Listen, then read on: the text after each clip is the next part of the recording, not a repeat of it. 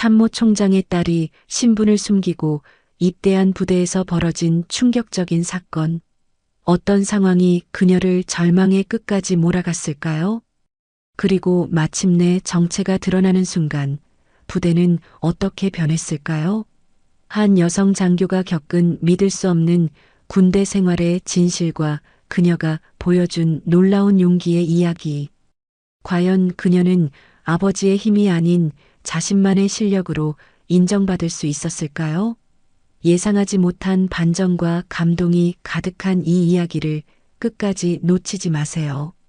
보시기 전에 구독, 좋아요 부탁드립니다. 지금 바로 사연 시작하겠습니다. 이른 아침 6시 부대 내 장교 숙소에서 알람 소리가 울려 퍼졌어요. 박민주 중위는 눈을 비비며 일어나 제복을 차려입었습니다. 거울 속 자신을 바라보며 깊은 숨을 내쉬었죠. 임관한 지 1년이 지났지만 여전히 이 부대에서는 유일한 여군 장교였거든요. 오늘도 화이팅이야. 민주는 스스로에게 격려의 말을 건넸어요. 부대 내 아침 점호가 시작되자 민주는 다른 남자 장교들과 함께 대열에 섰습니다. 하지만 주변의 시선이 느껴졌어요. 특히 행정보급관 최상필 상사의 시선은 유독 차가웠죠. 30년 군 생활의 고참답게 그의 눈빛에는 여자가 군대에서 뭘 하겠다는 거야라는 무언의 메시지가 담겨 있었습니다. 점호가 끝나고 민주가 부대 본부로 향하는 길, 최상필이 다가왔어요. 박중희님, 오늘 훈련 계획서 검토하실 건가요? 네, 상사님. 제가 담당 장교니까요.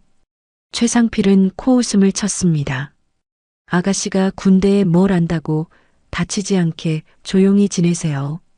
이런 건 원래 남자들이 하는 일이거든요. 민주는 속으로 웃으며 생각했어요.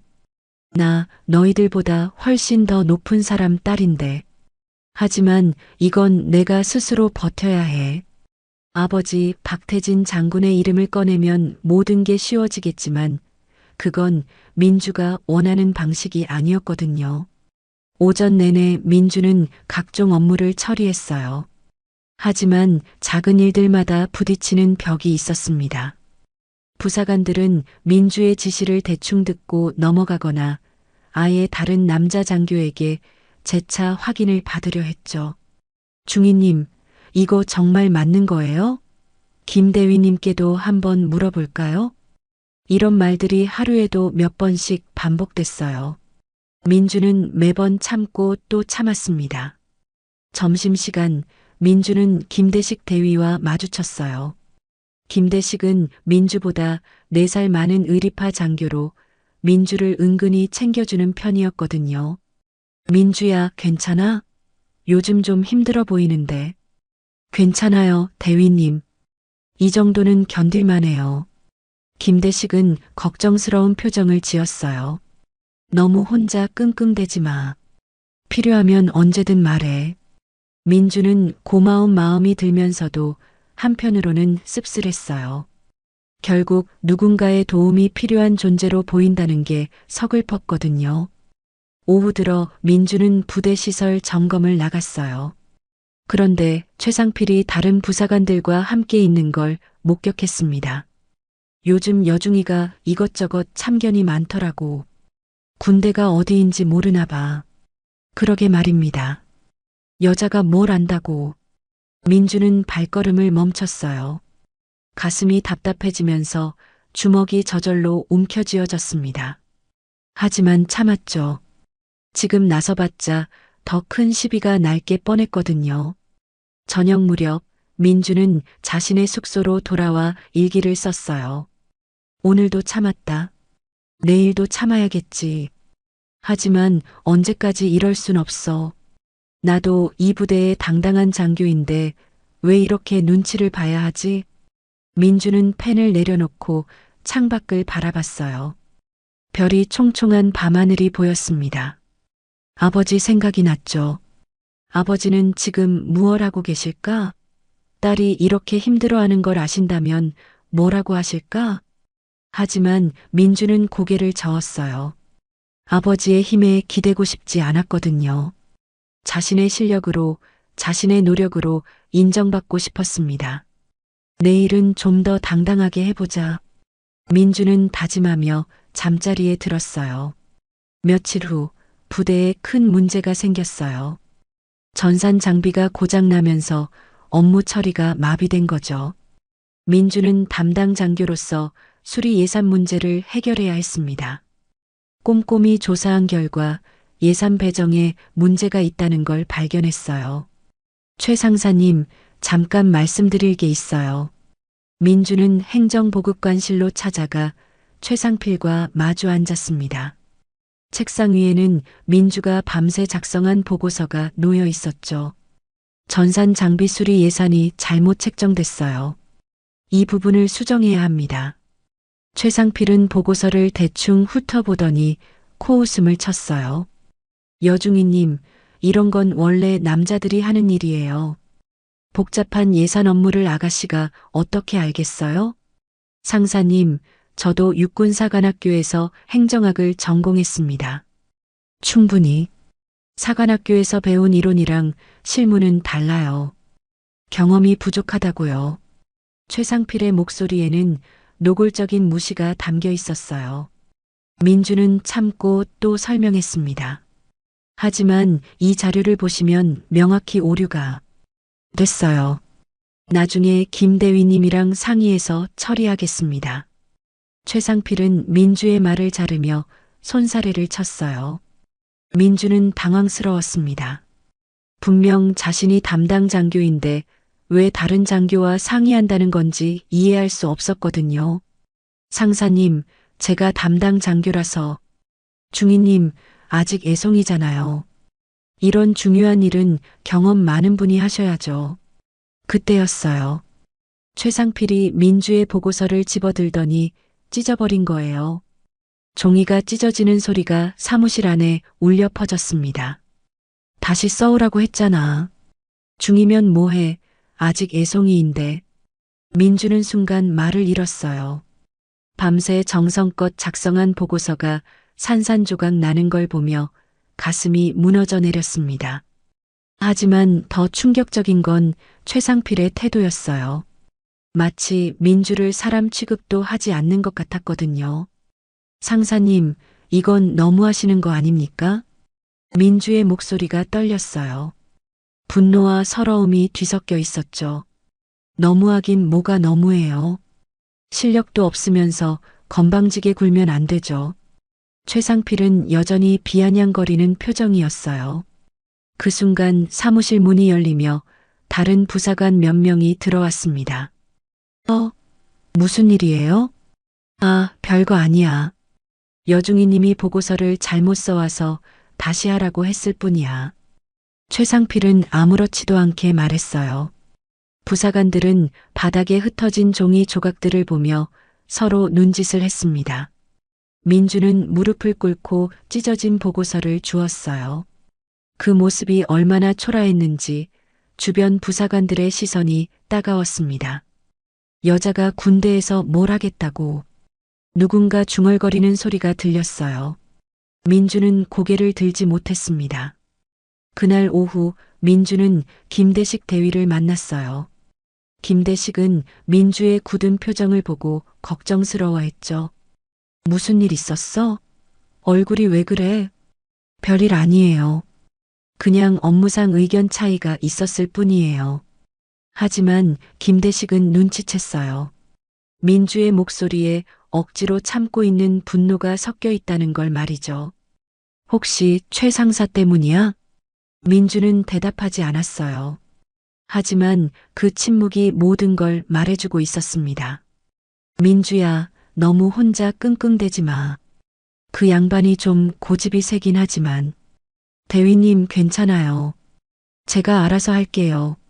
민주는 단호하게 말했어요. 누군가의 동정이나 도움을 받고 싶지 않았거든요. 그날 밤 민주는 찢어진 보고서를 다시 작성했어요. 더 꼼꼼하게, 더 정확하게 만들었습니다. 하지만 마음 한구석에는 씁쓸함이 남아 있었어요. 언제까지 이런 식으로 무시당해야 하지? 내가 뭘 잘못했다고. 민주는 펜을 쥔 손에 힘을 주었어요. 손가락 마디가 하얗게 변할 정도로 말이죠. 그 순간 결심했습니다. 더 이상 참고만 있지 않겠다고 말이에요. 일주일 후 부대에 중요한 훈련이 예정됐어요. 윤성의 대대장은 민주를 작전 책임자로 임명했습니다. 45살의 윤성이는 중립적인 성격이었지만 최상필 같은 고참 부사관들의 영향을 받는 편이었죠. 박중희, 이번 훈련은 상급 부대에서도 관심 있게 지켜볼 거야. 실수 없이 해줘. 네, 대대장님. 최선을 다하겠습니다. 민주는 가슴이 뛰었어요. 드디어 자신의 실력을 제대로 보여줄 기회가 온 거죠. 밤늦게까지 훈련 계획을 세우고 각종 자료를 준비했습니다. 훈련 당일 아침, 민주는 일찍 부대에 나와 준비 상황을 점검했어요. 하지만 뭔가 이상했습니다. 장비 배치가 계획과 달랐거든요. 최 상사님, 이게 어떻게 된 일이에요? 분명 어제 브리핑에서 다르게 말씀드렸는데. 최상필은 어깨를 으쓱했어요. 아, 그거요? 제가 경험상 이쪽이 더 좋을 것 같아서 바꿨어요.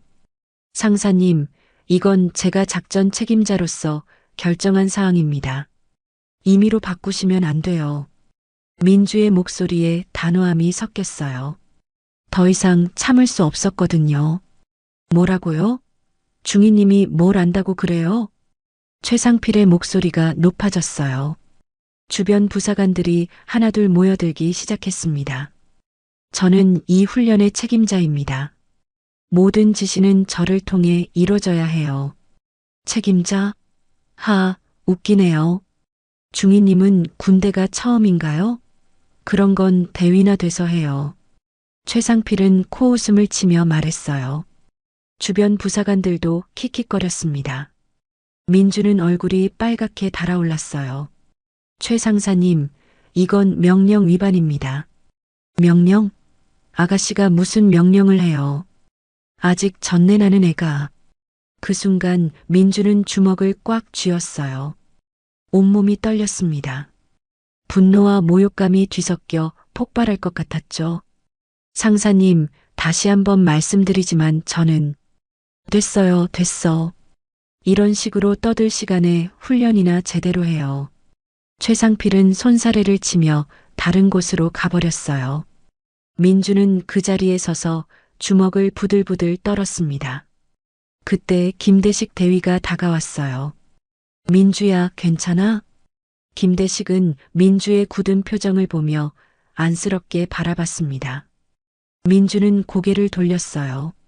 지금 누군가의 동정 어린 시선을 받고 싶지 않았거든요. 네, 괜찮아요. 하지만 목소리는 전혀 괜찮지 않았어요. 떨리고 있었거든요. 훈련이 시작되자 최상필은 계속해서 민주의 지시를 무시했어요. 민주가 동쪽으로 이동하라고 하면 서쪽으로 가고 대기하라고 하면 멋대로 행동했습니다. 최 상사님, 지금 뭐 하시는 거예요? 제가 알아서 하고 있어요. 중위님은 신경 쓰지 마세요. 다른 부사관들도 최상필을 따라 민주의 지시를 대수롭지 않게 여겼어요. 훈련이 엉망이 되기 시작했습니다. 점심시간 민주는 혼자 구석에 앉아 있었어요. 아무것도 먹을 수가 없었습니다. 가슴이 답답하고 목이 메어왔거든요. 민주야. 김대식이 다가와 민주 옆에 앉았어요. 이런 식으로 놔두면 안 돼. 뭔가 조치를 취해야 해. 어떤 조치요? 누가 여자인 제 말을 들어주겠어요? 민주의 목소리에는 깊은 좌절감이 묻어났어요. 그렇지 않아. 넌 충분히 실력 있는 장교야. 실력이 있어봤자 뭐해요. 결국 성별부터 보는데. 민주는 눈물이 날 것 같았어요. 하지만 참았습니다. 여기서 울면 더욱 약해 보일 게 뻔했거든요. 오후 훈련이 재개됐어요. 민주는 마지막으로 한 번 더 시도해 봤습니다. 최 상사님, 제발 계획대로 움직여 주세요. 이 훈련은 정말 중요해요. 중요한 건 알겠는데 제 방식이 더 효율적이에요. 그건 상사님 판단이 아니라 제 판단이에요. 민주가 목소리를 높였어요.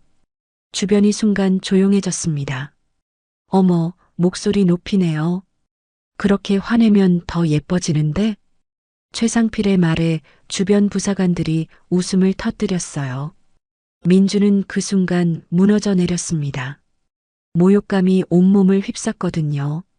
상사님, 민주의 목소리는 간신히 나왔어요. 더 이상 말할 수가 없었습니다. 훈련은 결국 계획과 전혀 다르게 진행됐어요. 민주는 작전 책임자였지만 아무것도 통제할 수 없었습니다. 마치 투명 인간이 된 것 같았어요. 그날 밤 민주는 혼자 숙소에서 눈물을 흘렸어요. 처음으로 아버지가 그리웠습니다. 하지만 동시에 더욱 독립적으로 살고 싶다는 생각도 들었어요. 이런 식으로는 안 돼. 뭔가 바뀌어야 해. 그날은 민주의 야간 근무날이었어요. 오후 10시부터 다음날 아침까지 부대 전체를 책임져야 하는 중요한 임무였죠. 민주는 각별히 신경 써서 준비했습니다. 이번만큼은 실수 없이 완벽하게 해내고 싶었거든요. 밤 11시쯤 갑자기 경보음이 울렸어요. 부대 후방 창고에서 화재 경보가 발생한 거죠. 민주는 즉시 상황실로 달려가 확인했습니다. 어떻게 된 일이에요? 창고 쪽에서 연기가 보인다고 신고가 들어왔습니다. 민주는 재빨리 매뉴얼을 확인하고 대응 지시를 내렸어요.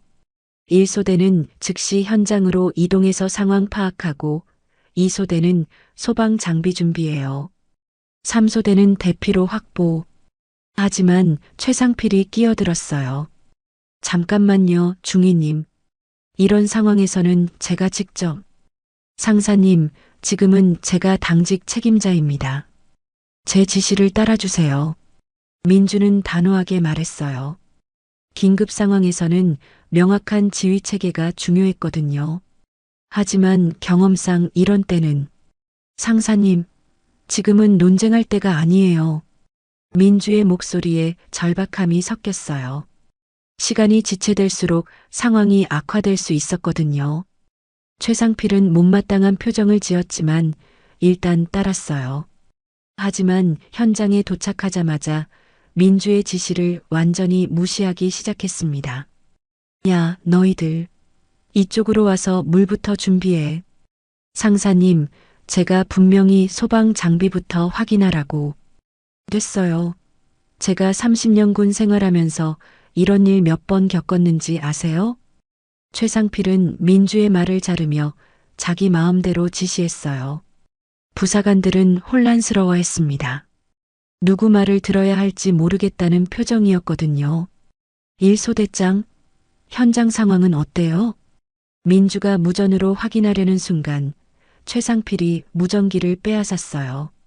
여기는 최상사다. 상황 보고해. 상사님, 지금 뭐 하시는 거예요? 민주는 화가 나서 소리쳤어요. 하지만 최상필은 아랑곳하지 않았습니다. 중위님은 뒤에서 지켜보기만 해요. 이런 건 경험 있는 사람이 해야 해. 결국 현장은 더욱 혼란스러워졌어요.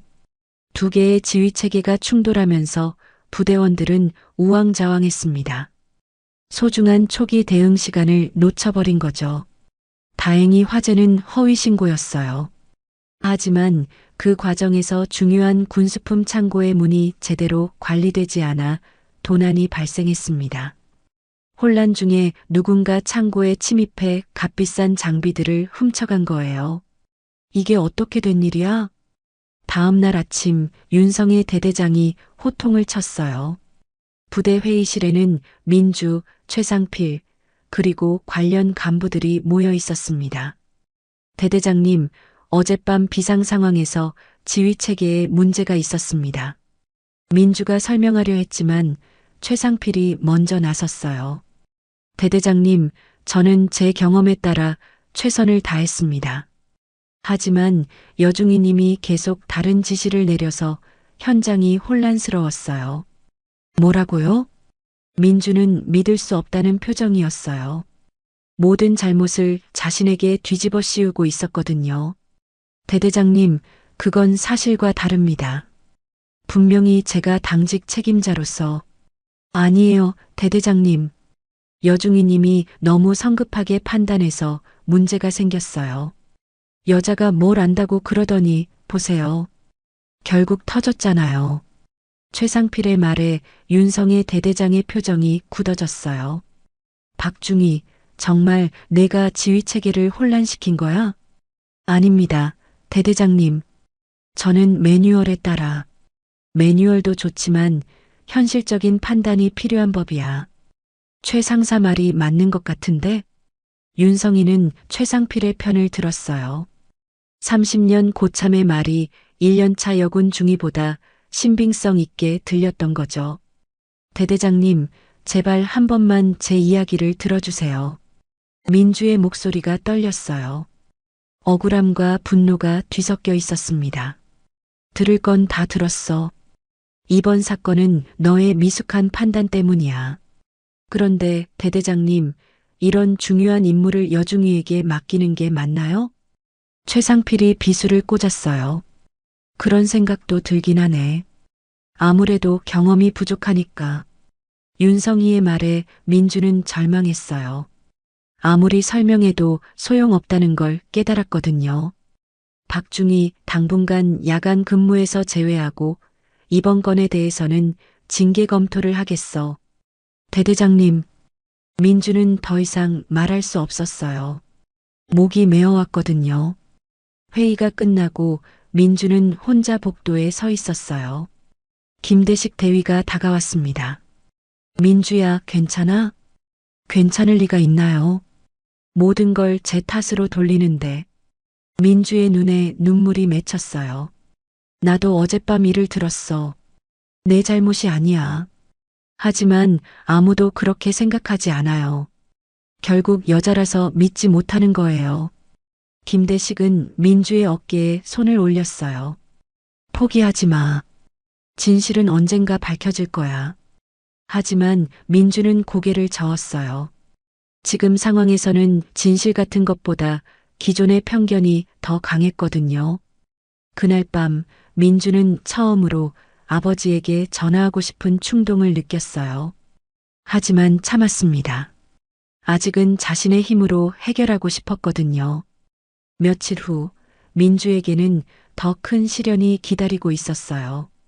윤성의 대대장이 민주를 부대장실로 불렀거든요. 책상 위에는 징계 관련 서류들이 놓여 있었습니다. 박중희, 이번 사건에 대해 상급 부대에서도 관심을 갖고 있어. 책임 소재를 명확히 해야겠어.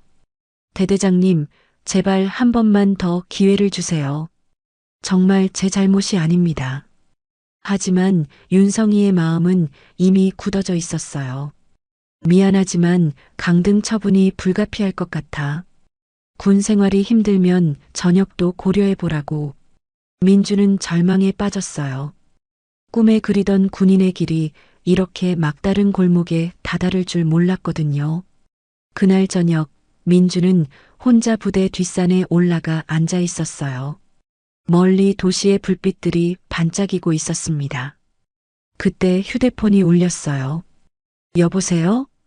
민주야, 아빠다. 아버지 박태진의 목소리였어요. 민주는 가슴이 철렁했습니다. 설마 부대 상황을 알고 계시는 건 아닐까 싶었거든요. 아빠, 무슨 일이세요? 별일은 아니고 오늘 청와대에서 참모총장으로 임명됐다. 민주는 순간 말을 잃었어요. 아버지가 드디어 육군 참모총장이 된 거죠. 축하드려요, 아빠. 정말 대단하세요. 고맙다. 그런데 민주야, 너 요즘 어떠니? 목소리가 좀 이상한데. 아버지의 예리한 관찰력에 민주는 당황했어요. 아, 아니에요. 그냥 조금 피곤해서. 군 생활 힘들지? 혹시 무슨 문제라도 있으면 언제든 말해라. 민주는 눈물이 날 뻔했어요. 지금 당장이라도 아버지에게 모든 걸 털어놓고 싶었거든요. 하지만 참았습니다. 괜찮아요, 아빠. 저 혼자 잘하고 있어요. 그래, 내 딸이니까 잘할 거라고 믿는다. 하지만 너무 무리하지는 마라. 전화를 끊고 민주는 깊은 한숨을 쉬었어요. 아버지가 참모총장이 됐다는 소식이 묘하게 마음을 복잡하게 만들었거든요. 다음 날 부대에는 새로운 소식이 전해졌어요.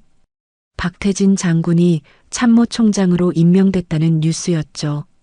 하지만 아무도 민주와의 관계를 알지 못했습니다. 와, 박태진 장군이 참모총장이 되셨네요. 대단하신 분이죠. 부사관들이 수군거렸어요. 민주는 묘한 기분이었습니다.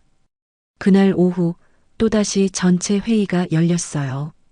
이번에는 민주의 징계 처분을 최종 결정하는 자리였습니다. 박중희의 지휘 미숙으로 인한 이번 사건에 대해 윤성이가 말을 시작하려는 순간 최상필이 끼어들었어요. 대대장님, 저는 처음부터 여중이가 이런 중요한 임무를 맡는 게 무리라고 생각했습니다. 맞아요. 아가씨가 뭘 안다고 그러더니 다른 부사관들도 맞장구 쳤어요. 민주는 그 모든 말들을 참고 들어야 했습니다. 여자가 군대에서 할 수 있는 일은 한정적이에요. 이런 걸 왜 억지로. 최상필의 말이 계속되자 민주는 더 이상 참을 수 없었어요. 온몸이 떨렸습니다. 그때 민주의 휴대폰이 또 울렸어요. 잠깐만요. 전화 좀. 민주는 회의실을 나가 전화를 받았어요. 민주야, 아빠야. 내일 부대 시찰 나갈 예정인데 혹시 내 부대도 들를 수 있을까? 아빠가요? 여기로요? 응, 새로 임명된 참모총장으로서 전국 부대를 둘러보려고 해. 민주는 순간 모든 게 정리되는 느낌이었어요. 이제야 진실을 말할 때가 온 것 같았거든요. 아빠, 사실 여기서 좀 힘든 일을 겪고 있어요. 뭔 일이야? 자세히 말해봐라. 민주는 그동안 참았던 모든 일들을 아버지에게 털어놨어요. 최상필의 무시와 모욕, 어젯밤 사건의 진실, 그리고 지금 당하고 있는 부당한 징계까지 말이죠. 그런 일이 있었구나. 알겠다. 내가 처리할게. 아니에요, 아빠. 아빠 힘으로 해결하고 싶지 않아요. 하지만 민주야, 제가 직접 해결할게요. 다만, 아빠가 참모총장이라는 걸 알려주세요. 민주는 결심했어요. 아버지의 권력으로 문제를 해결하는 것이 아니라 진실을 밝히기 위한 무기로 사용하겠다고 말이죠. 회의실로 돌아가자 최상필은 여전히 떠들고 있었어요. 여중이가 워낙 고집이 세서 말을 안 들어요. 이런 애들이 문제라니까요. 최 상사님, 민주가 조용히 말했어요. 회의실이 순간 조용해졌습니다. 네, 저희 아버지가 누군지 아세요? 갑자기 아버지는 왜요? 최상필이 비웃듯 말했어요. 박태진 장군님이십니다. 어제 참모총장으로 임명되셨어요. 순간 회의실 안공기가 얼어붙었어요. 모든 사람들이 믿을 수 없다는 표정으로 민주를 바라봤습니다. 뭐라고요? 최상필의 얼굴이 새하얗게 변했어요. 제가 박태진 참모총장의 딸 박민주 중위입니다. 민주의 목소리는 단호했어요. 더 이상 숨길 이유가 없었거든요. 회의실은 완전히 조용해졌어요. 핀 떨어지는 소리도 들릴 것 같았습니다. 회의실은 여전히 충격에 빠져 있었어요. 윤성의 대대장은 당황한 표정으로 민주를 바라봤고 최상필은 얼굴이 새하얗게 질린 채 말을 잇지 못했습니다. 박중희, 정말 참모총장님의. 윤성이가 떨리는 목소리로 물었어요. 네, 맞습니다. 하지만 저는 지금까지 그 사실을 숨기고 살아왔어요. 민주의 목소리는 침착했지만 마음속은 복잡했어요. 드디어 비밀을 털어놨지만 이게 정말 옳은 방법인지 확신이 서지 않았거든요. 최상필이 갑자기 벌떡 일어나 허리를 구부렸어요. 죄송합니다. 제가 몰라 봬서. 앉으세요, 상사님. 민주가 차분히 말했어요. 저는 지금까지 제 신분을 밝히지 않았어요. 왜냐하면 제 실력으로 인정받고 싶었기 때문입니다. 회의실 안 사람들은 모두 숨을 죽이고 있었어요. 하지만 이제 깨달았어요. 진실을 숨기는 것보다는 당당하게 맞서는 게 맞다는 걸 말이죠. 그때 김대식 대위가 조심스럽게 물었어요. 그럼 지금까지 힘들었던 일들은 모두 제가 감당했어요. 아무한테도 말하지 않았고 아버지의 힘을 빌리지도 않았습니다. 민주의 말에 사람들은 더욱 놀랐어요. 참모총장의 딸이면서도 그 모든 모욕과 차별을 혼자 견뎌왔다는 사실이 믿기지 않았거든요. 회의가 끝나고 민주는 혼자 부대 뒤편으로 나갔어요. 마음이 허전했습니다. 드디어 비밀을 털어놨지만 뭔가 찜찜한 기분이 들었거든요. 민주야. 김대식이 따라왔어요. 후회해? 조금요. 이게 정말 제가 원하던 방법인지 모르겠어요. 김대식은 민주 옆에 서서 하늘을 바라봤어요. 너는 충분히 실력을 증명했어. 참모총장 딸이어서가 아니라 내 자체로 말이야. 정말 그렇게 생각해요? 당연하지. 지금까지 내가 해온 모든 일들을 봤거든. 성실하고 책임감 있고 실력도 뛰어나고. 김대식의 말에 민주는 조금 위로가 됐어요. 하지만 이제 사람들이 저를 보는 시선이 달라질 거예요. 참모총장 딸이라는 타이틀로만 보겠죠. 그렇지 않을 거야. 진짜 내 모습을 아는 사람들은 여전히 널 박민주 중위로 볼 테니까. 그날 밤 민주는 아버지와 긴 통화를 했어요. 민주야, 오늘 일을 들었다. 많이 힘들었겠구나. 아빠, 저 제대로 한 거 맞죠? 뭐가? 신분을 밝힌 건 말이에요. 아빠 이름을 꺼낸 게 맞나 싶어서. 박태진 참모총장은 잠시 침묵했어요. 민주야, 내가 지금까지 혼자 버텨온 것만으로도 이미 충분히 증명했어. 실력도 의지도 말이야. 하지만 결국 아빠 이름에 기댄 거잖아요. 아니다. 넌 단지 진실을 말한 거야. 그리고 그 진실을 말할 용기를 가진 것도 내 힘이고. 아버지의 말에 민주는 눈물이 났어요. 아빠, 민주야, 기억해라. 진짜 힘은 다른 사람의 인정에서 오는 게 아니야. 자기 자신에 대한 확신에서 나오는 거지. 네, 아빠. 그리고 넌 이미 그 힘을 가지고 있어. 내가 보장한다. 전화를 끊고 민주는 깊은 생각에 빠졌어요. 아버지 말이 맞았습니다. 지금까지 자신이 해온 모든 일들이 진짜 자신의 실력이었거든요. 다음 날 부대 분위기는 완전히 달라져 있었어요. 사람들은 민주를 보는 시선이 조심스러워졌습니다.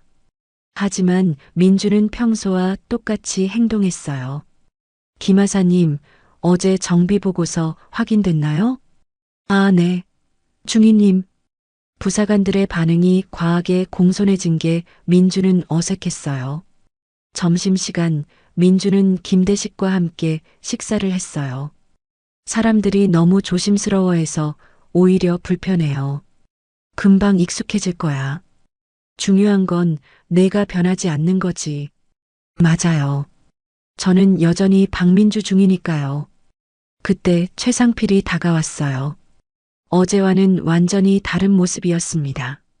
중위님, 죄송합니다. 그동안 정말 신뢰를 많이 드렸습니다. 민주는 최상필을 바라봤어요. 진심으로 사과하는 것 같았습니다. 상사님, 사과는 받겠어요. 하지만 중요한 건 앞으로예요. 네, 알겠습니다. 앞으로는 절대 그런 일 없도록 하겠습니다. 민주는 고개를 끄덕였어요. 하지만 마음 한편으로는 씁쓸했습니다. 결국 신분이 밝혀져야 달라지는 태도라면 진정한 변화라고 할 수 있을까 싶었거든요. 그날 저녁 민주는 일기를 썼어요. 오늘 많은 것이 바뀌었다. 사람들의 태도도, 나를 보는 시선도. 하지만 정작 중요한 건 내가 변하지 않는 것이다. 나는 여전히 박민주이고 스스로의 힘으로 서고 싶은 사람이다. 아버지의 딸이라는 사실은 변하지 않지만 그것이 나의 전부는 아니다.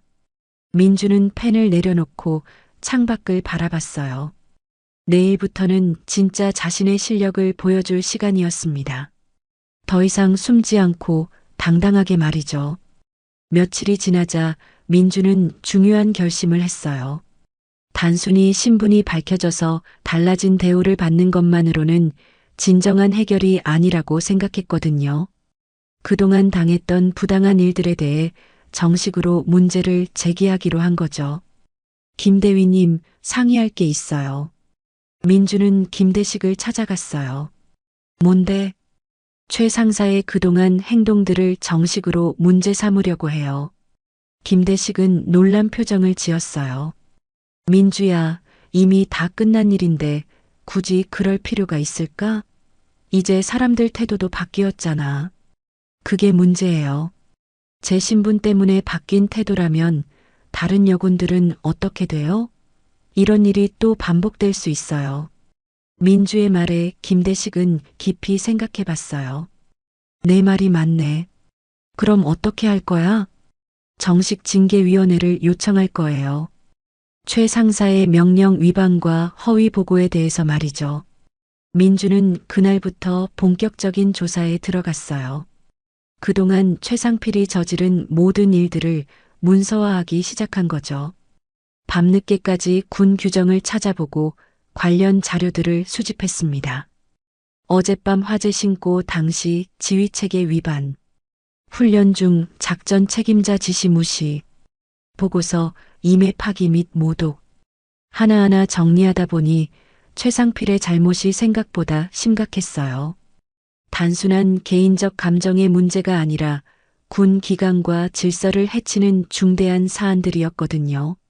일주일 후 민주는 윤성의 대대장을 찾아갔어요. 대대장님, 최상필 상사에 대한 징계위원회 개최를 정식으로 요청합니다. 윤성이는 당황스러워했어요. 박중희, 이미 다 지나간 일인데. 그리고 내가 참모총장님 따님이니까 굳이 그럴 필요가. 대대장님, 제 신분과는 별개의 문제입니다. 저는 박민주 중위의 자격으로 이 요청을 드리는 거예요. 민주는 준비해온 서류들을 책상 위에 놓았어요. 모든 증거와 규정 위반 사항들을 정리했습니다. 검토해 주세요. 윤성이는 서류를 들여다봤어요. 생각보다 체계적이고 구체적으로 정리되어 있어서 놀랐습니다. 이걸 언제 다 정리했어? 일주일 동안 밤새 작업했습니다. 박중희, 정말 이 길로 가려고? 네, 대대장님. 이건 저만의 문제가 아니에요. 군 기강과 질서의 문제입니다. 결국 징계위원회가 열리게 됐어요. 당일 회의실에는 민주, 최상필, 그리고 관련 간부들이 모였습니다. 분위기는 무겁고 긴장감이 흘렀어요. 최상필 상사, 박민주 중위가 제기한 사안들에 대해 해명해 보시오. 징계위원장이 말했어요. 최상필은 땀을 흘리며 답변했습니다. 그건 제가 경험에 따라 판단한 것이었습니다. 악의는 없었어요. 경험에 따른 판단이라고 하셨는데 상급자의 명령을 무시하는 것도 경험에 따른 판단인가요? 민주가 차분하게 물었어요. 그건 최상필이 말을 잇지 못했어요. 화재 신고 당시 당직 책임자인 제가 분명히 지시했음에도 불구하고 상사님은 제 지시를 무시하고 독단적으로 행동하셨습니다. 이는 명백한 명령 위반입니다. 민주는 준비해온 자료를 제시했어요. 또한 제가 작성한 보고서를 임의로 파기하신 것도 문제입니다. 군 문서는 개인 마음대로 처리할 수 있는 게 아니에요. 설마 그걸 다 조사한 거야? 최상필의 얼굴이 창백해졌어요. 네. 저는 제 이름이 아니라 중위 계급의 권한으로 이 자리에 있습니다. 민주의 목소리는 확신에 차 있었어요.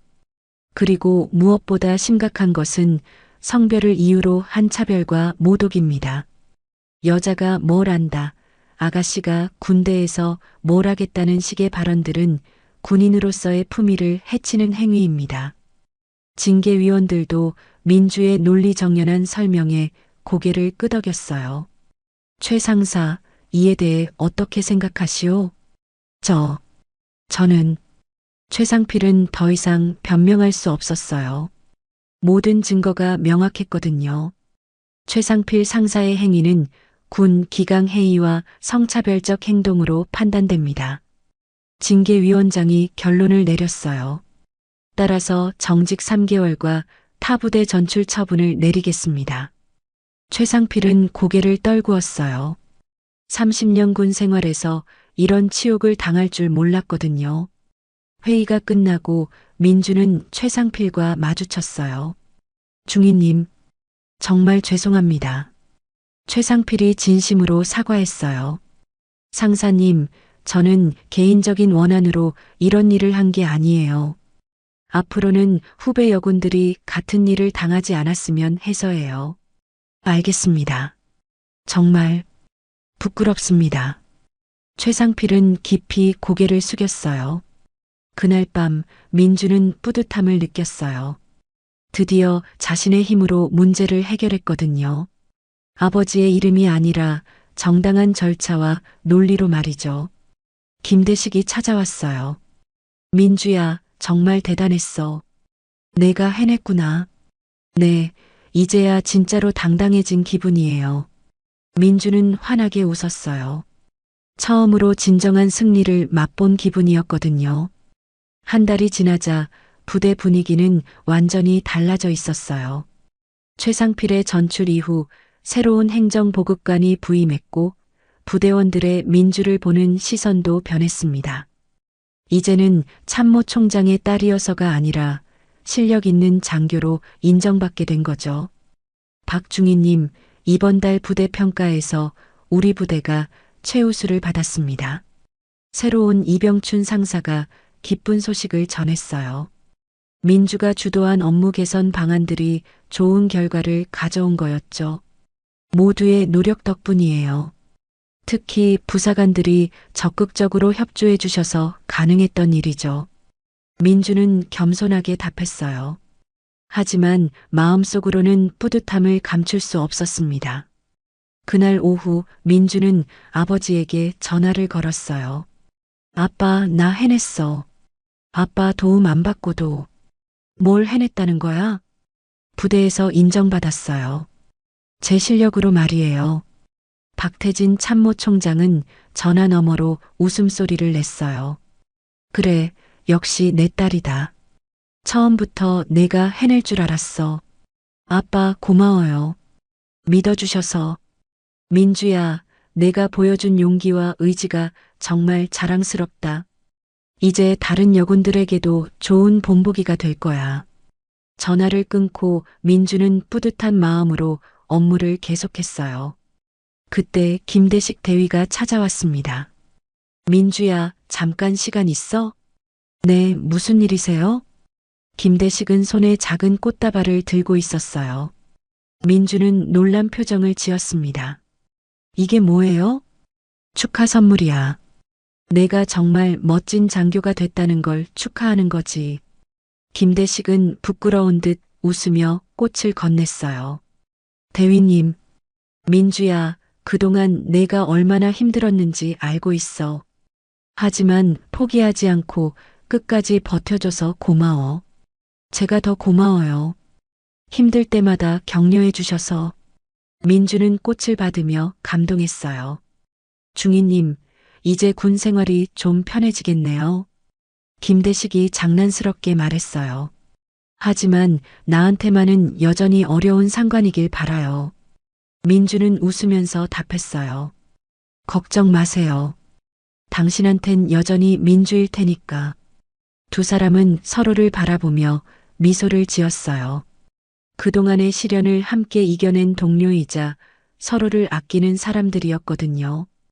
저녁 무렵 민주는 부대 전체 회의에 참석했어요. 윤성의 대대장이 중요한 발표를 했습니다. 앞으로 우리 부대는 성별에 관계없이 능력과 실력으로만 평가하겠습니다. 박민주 중위가 보여준 모범이 우리 모두에게 큰 교훈이 됐어요. 박수가 터져 나왔어요. 민주는 부끄러웠지만 뿌듯했습니다. 또한 어떤 형태의 성차별이나 부당한 대우도 용납하지 않겠습니다. 모든 장병들이 존중받는 부대를 만들어 가겠어요. 회의가 끝나고 민주는 혼자 부대 뒤편으로 나갔어요. 예전에 힘들 때마다 찾았던 그 자리였죠. 하지만 이제는 기분이 완전히 달랐어요. 별이 총총한 밤하늘을 바라보며 민주는 그동안의 일들을 되돌아봤어요. 처음 부대에 왔을 때의 불안함, 최상필에게 당했던 모욕들, 징계 위기까지 갔던 절망적인 순간들. 모든 게 꿈만 같았어요. 정말 많은 일이 있었네. 민주는 혼자 중얼거렸어요. 며칠 후 민주에게 새로운 소식이 전해졌어요. 상급 부대에서 여군 정책 개선 TF팀 구성을 제안한 거였죠. 박중희, 내가 팀장을 맡아줬으면 좋겠어. 윤성이가 제안했어요. 정말요? 제가요? 내 경험과 실력이면 충분히 할 수 있어. 다른 여군들을 위해서도 필요한 일이고. 민주는 고민했어요. 새로운 도전이었지만 의미 있는 일이기도 했거든요. 해보겠습니다. 다른 여군들이 저 같은 일을 겪지 않도록 최선을 다하겠어요. 그날 밤 민주는 일기를 썼어요. 오늘 새로운 임무를 맡게 됐다.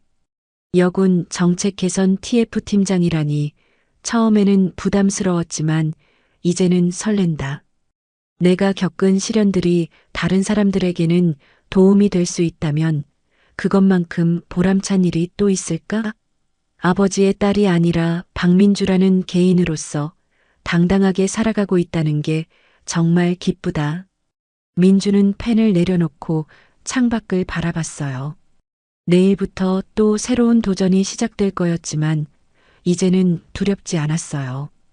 자신의 힘으로 이겨낼 수 있다는 확신이 있었거든요. 몇 달 후 민주가 이끄는 TF팀의 정책 개선안이 정군에 시행됐어요. 성차별 신고 체계 구축, 여군 인권 교육 강화, 공정한 평가 시스템 도입 등 실질적인 변화들이 이뤄진 거죠. 민주야, 정말 대단한 일을 해냈구나. 김대식이 축하해줬어요. 혼자 한 일이 아니에요. 모두가 함께 해줘서 가능했던 일이죠. 하지만 시작은 내가 한 거잖아. 용기 있게 맞선 덕분에 이런 변화가 가능했던 거야. 민주는 웃으며 고개를 끄덕였어요. 처음에는 자신만의 문제라고 생각했던 일이 이렇게 큰 변화로 이어질 줄 몰랐거든요. 그날 저녁 민주는 아버지와 통화했어요. 아빠, 이제 정말 당당해진 것 같아요. 그래, 보기 좋다. 내가 걸어온 길이 정말 자랑스러워. 앞으로도 계속 노력할게요. 더 많은 사람들이 공정한 대우를 받을 수 있도록. 그래, 그게 진짜 리더의 모습이지. 민주는 환하게 웃었어요.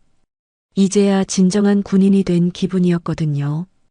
계급장이 말해주는 것이 아니라 마음가짐과 행동이 말해주는 진짜 군인 말이에요. 이혼해라, 태준아. 다른 여자랑 재혼해서 아들을 보라. 강미령은 시댁 서재 밖에서 들려오는 시아버지의 차가운 목소리에 온몸이 얼어붙었습니다. 결혼 3년 내 쌍둥이 딸을 낳았지만 아들이 아니라는 이유로 무용지물 취급받던 그녀에게 마침내 선고가 내려진 순간이었죠. 네, 아버지. 알겠습니다. 남편 윤태준의 담담한 대답이 미령의 가슴을 꿰뚫었습니다. 세안그룹 장남의 아내에서 하루아침에 버림받은 여자가 된 미령. 하지만 그녀는 아직 몰랐습니다. 7년 후 자신이 글로벌 CEO가 되어 그들 앞에 다시 나타날 것이라는 사실을 말이죠.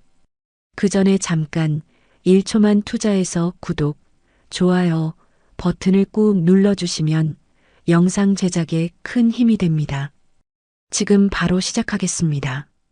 아침 6시 강미령은 조용히 침대에서 일어났습니다. 옆에서 자고 있는 윤태주는 여전히 등을 돌린 채 잠들어 있었죠. 미령은 발소리가 나지 않게 조심스럽게 슬리퍼를 신고 방을 나섰어요. 세안그룹 본가의 거대한 복도를 걸으며 미령은 한숨을 내쉬었습니다. 결혼한 지 벌써 3년이 지났지만 이곳은 여전히 집이 아닌 감옥 같았어요. 특히 내 쌍둥이 딸을 낳은 후부터는 더욱 그랬죠. 미령아, 일찍 일어났네. 시어머니의 목소리였어요. 미령은 고개를 숙이며 인사했습니다. 안녕하세요, 어머님. 아이들은 잘 자고 있지? 네, 아직 깊이 잠들어 있어요. 시어머니는 미령을 위아래로 훑어보더니 쓴웃음을 지었어요. 참, 딸만 넷이라니. 우리 집안대를 어떻게 이어간다는 거야. 미령의 가슴이 철렁 내려앉았지만 억지로 미소를 지으며 대답했습니다. 죄송해요, 어머님. 죄송하다고 될 일이야? 태준이도 답답해할 거고. 시어머니가 중얼거리며 지나가자 미령은 벽에서 등을 대고 숨을 깊게 들이마셨어요. 매일 아침이 이런 식이었죠. 주방으로 향하는 길에 미령은 거실벽에 걸린 세안그룹 역대 회장들의 사진을 바라봤습니다. 모두 남자들이었어요. 윤 회장의 할아버지부터 시작해서 아버지, 그리고 현재의 윤 회장까지. 사진 아래에는 세안 가문 3대, 아들로 이어온 자랑스러운 전통이라는 문구가 적혀 있었죠. 엄마, 미령이 돌아보니 막내딸 하나가 뛰어오고 있었어요. 일찍 일어난 건 이 아이뿐이었죠. 하나야, 왜 벌써 일어났어? 더 자야지. 엄마가 없어서 깼어. 엄마, 오늘도 슬픈 얼굴이야? 미령은 가슴이 찡해져서 딸을 꼭 안아줬습니다. 아니야, 엄마는 괜찮아. 우리 하나가 있어서 행복해. 그럼 웃어봐, 엄마. 미령은 억지로라도 환한 미소를 지어 보였어요. 딸 앞에서만큼은 약한 모습을 보이고 싶지 않았거든요. 오전 10시 세안그룹 본사에서는 임원회의가 열리고 있었습니다. 윤 회장이 단호한 목소리로 말했어요. 우리 그룹의 미래는 아들이 책임져야 한다. 이건 변할 수 없는 원칙이야. 윤태주는 고개를 끄덕이며 대답했습니다. 네, 아버지. 알고 있습니다. 그런데 언제까지 딸만 낳을 건가? 이 집안 사람들이 뭐라고 하는지 알아? 윤태준의 얼굴이 굳어졌어요. 아버지, 미령이도 노력하고 있습니다. 노력으로 되는 일이야? 차라리. 윤 회장이 말을 멈추고 한숨을 쉬었죠. 오후 2시 미령은 네 딸들과 함께 거실에서 그림을 그리고 있었어요. 둘째 둘이가 크레파스로 무언가를 열심히 그리고 있었죠. 엄마, 이거 봐. 우리 가족이야. 둘이가 그린 그림에는 미령과 네 딸만 있었어요. 윤태준의 모습은 없었죠. 아빠는 어디 있어? 둘이야? 아빠는 항상 바빠서 집에 없잖아. 미령의 마음이 아팠지만 뭐라고 말해야 할지 몰랐어요. 저녁 시간 식구들이 모두 모여 저녁을 먹고 있었습니다. 윤 회장이 윤태준을 바라보며 말했어요. 태준아, 내일 골프 치러 가자. 정 회장님이 좋은 이야기가 있다고 하시더군. 네, 아버지. 참, 태주야. 윤 회장이 딸 윤태주를 바라봤어요. 네, 아버지. 너는 언제 시집 갈 거냐? 36이면 늦었잖아. 아버지, 저는 회사 일이 더 중요해요. 회사 일도 좋지만 여자는 결혼해서 애 낳는 게 본분이지. 미령은 조용히 수저를 놓고 네 딸들을 바라봤어요. 아이들은 무슨 말인지 잘 모르는 듯 밥을 먹고 있었죠. 밤 11시 미령은 화장실에서 몰래 친정 아버지에게 전화를 걸었습니다. 아빠, 미령아, 무슨 일이야? 목소리가 이상하네. 아빠, 나 정말 힘들어. 딸아, 그깟 재벌집이 뭐가 대단하다고. 내 능력과 내 아이들이 훨씬 값진 거야. 미령은 눈물을 훔치며 대답했어요. 고마워, 아빠. 아빠 목소리 들으니까 조금 나아진 것 같아. 미령아, 너무 참지만 말고 정말 안 되겠으면 집으로 와. 알겠지? 전화를 끊고 미령은 거울 속 자신을 바라봤습니다. 야위고 지친 얼굴이었어요. 이런 삶이 언제까지 계속될까 싶었죠. 다음 날 아침 미령은 또다시 조용히 일어나 같은 일상을 반복했습니다. 하지만 이날은 조금 달랐어요. 윤 회장이 윤태준에게 하는 말을 우연히 듣게 됐거든요. 그날 오후 미령은 네 딸들을 낮잠 재우고 나서 거실에서 책을 읽고 있었어요. 윤태준은 회사에 나가 있었고 집안은 조용했죠. 그런데 윤 회장의 서재에서 나오는 목소리가 들렸습니다. 태준아, 앉아라. 미령은 별 생각 없이 책장 넘기는 소리를 멈췄어요. 서재 문이 살짝 열려 있어서 목소리가 새어나오고 있었거든요. 네, 아버지. 이제 정말 결단을 내려야겠다. 윤 회장의 목소리가 평소보다 무거웠어요. 미령은 뭔가 심상치 않다는 걸 느꼈죠. 무슨 말씀이신지. 미령이 말이야. 결혼한 지 3년이 지났는데 아들은 커녕 딸만 넷이잖아. 미령의 손이 떨리기 시작했어요. 책을 놓고 귀를 기울였죠. 아버지, 미령이도 나름대로 노력하고 있습니다. 노력? 그게 노력이야? 우리 집안대를 누가 이어갈 건데?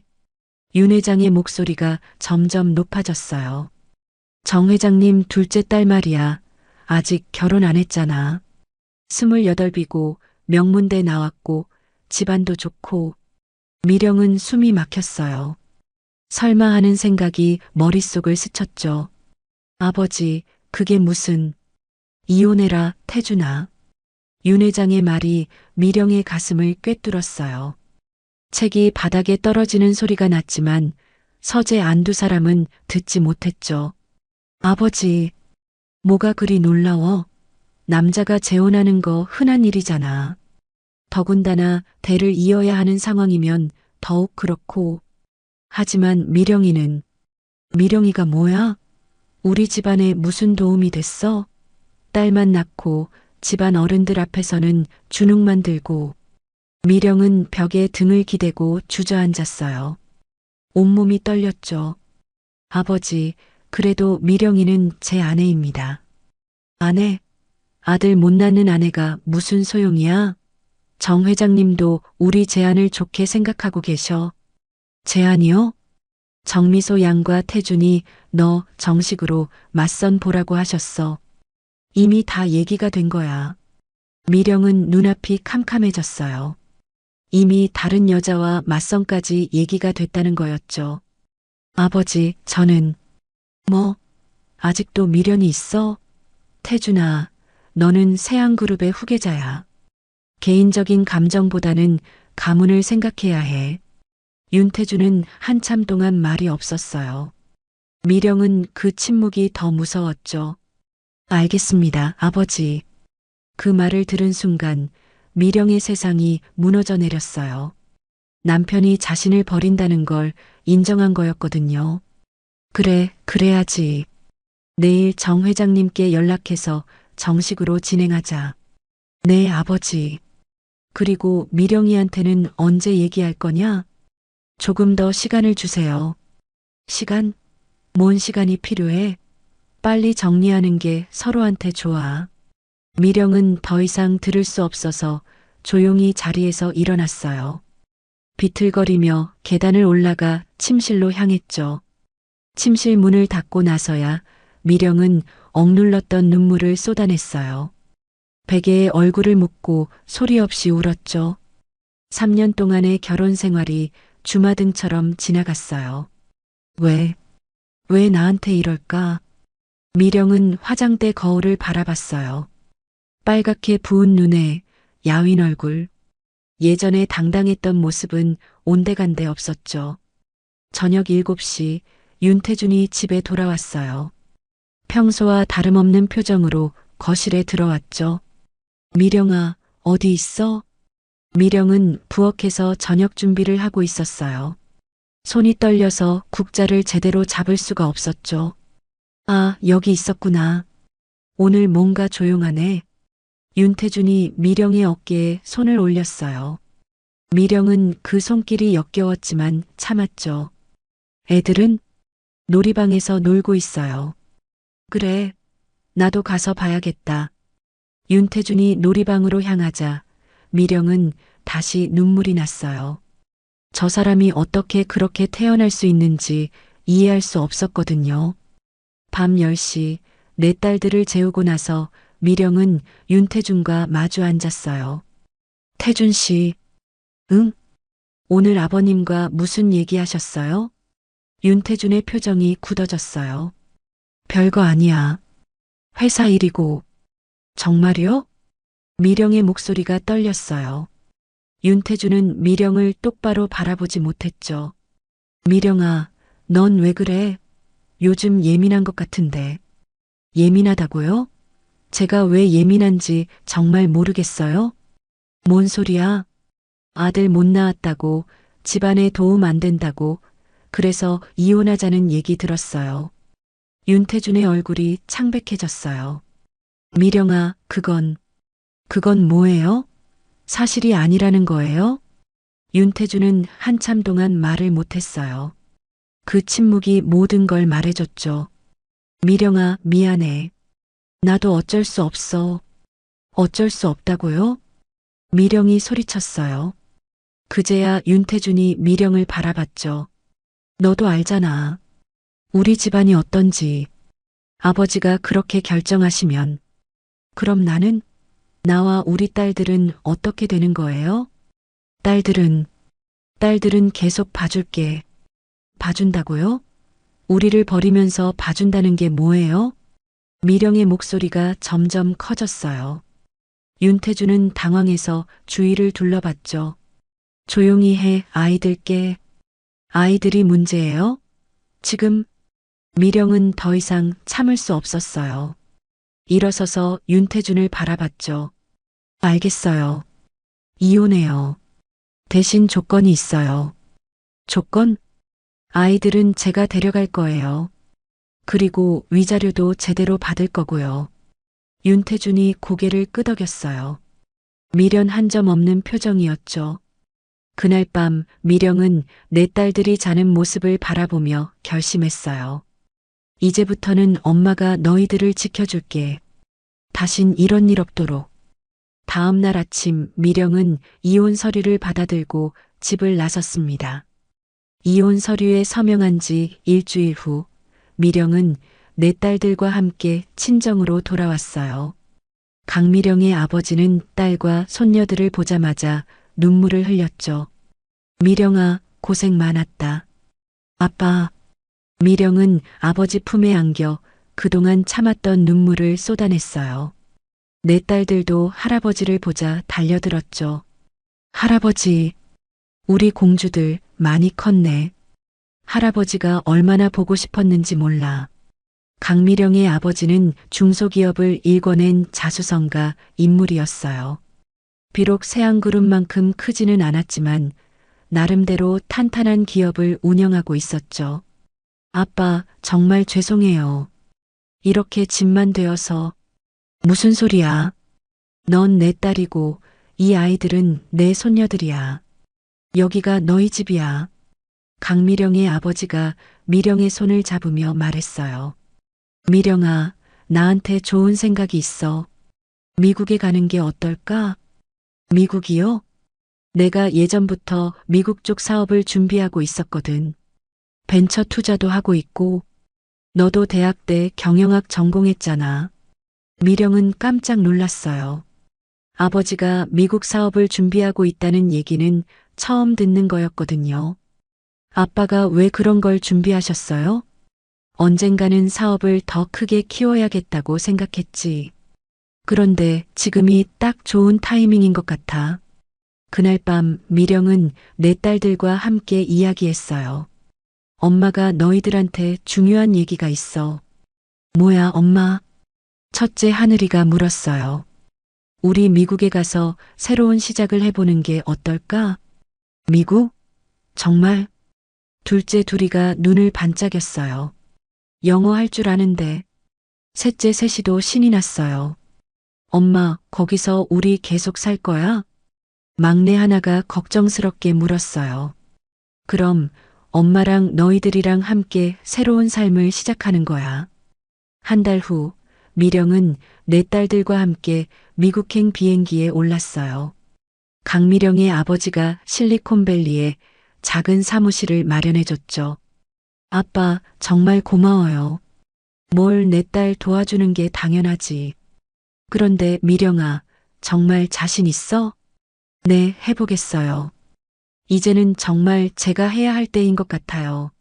미국에 도착한 첫날, 미령은 네 딸들을 국제학교에 등록시켰어요. 아이들은 처음엔 낯설어했지만 곧 적응했죠. 엄마, 우리 학교 선생님이 우리가 똑똑하다고 했어. 하늘이가 신나서 말했어요. 정말? 우리 하늘이가 최고야. 미령은 아이들이 한국에서보다 훨씬 밝아진 걸 느꼈어요. 아무도 아들이 아니라서 아쉽다는 말을 하지 않았거든요. 미령은 아버지가 투자한 작은 스타트업에서 일을 시작했어요. 인공지능을 활용한 교육 플랫폼을 개발하는 회사였죠. 미스터 강, 당신 딸이 정말 뛰어나군요. 미국인 동업자 존슨이 미령의 아버지에게 말했어요. 미령은 어릴 때부터 남다른 애였어요. 미령은 회사에서 마케팅과 사업 개발을 담당했어요. 한국에서 대기업 며느리로 지내며 쌓았던 스트레스가 일로 승화되는 것 같았죠. 미스 강, 이 아이디어 정말 훌륭해요. 감사해요. 더 발전시켜 보겠습니다. 1년이 지나자 회사는 눈에 띄게 성장하기 시작했어요. 미령의 아이디어로 개발한 교육 앱이 큰 인기를 끌었거든요. 엄마, 우리 학교에서 엄마가 만든 앱 쓰고 있어. 둘이가 자랑스럽게 말했어요. 정말? 어때? 재미있어? 엄마가 만든 거니까 당연히 재미있지. 네 딸들도 각자의 재능을 발휘하기 시작했어요. 하늘이는 수학에서, 둘이는 예술에서, 셋이는 과학에서, 하나는 언어에서 뛰어난 실력을 보였죠. 미령, 아이들이 정말 특별한 것 같아. 담임 선생님이 미령에게 말했어요. 네 아이 모두 각각 다른 분야에서 천재적인 재능을 보여요. 미령은 가슴이 뿌듯했어요. 한국에서는 아들이 아니라서라는 말만 들었는데 여기서는 딸들의 재능을 인정받고 있었거든요. 3년이 지나자 미령이 운영하는 회사는 실리콘밸리에서 주목받는 스타트업이 되었어요. 투자자들이 줄을 섰죠. 미스 강, 우리가 투자하고 싶습니다. 얼마나 투자하실 건가요? 500만 달러요.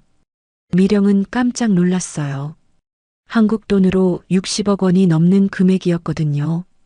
5년 차가 되자 미령의 회사는 나스닥에 상장을 준비하고 있었어요. 회사 가치는 10억 달러를 넘어섰죠. 엄마, 신문에 엄마 나왔어. 세시가 신문을 들고 뛰어왔어요. 정말?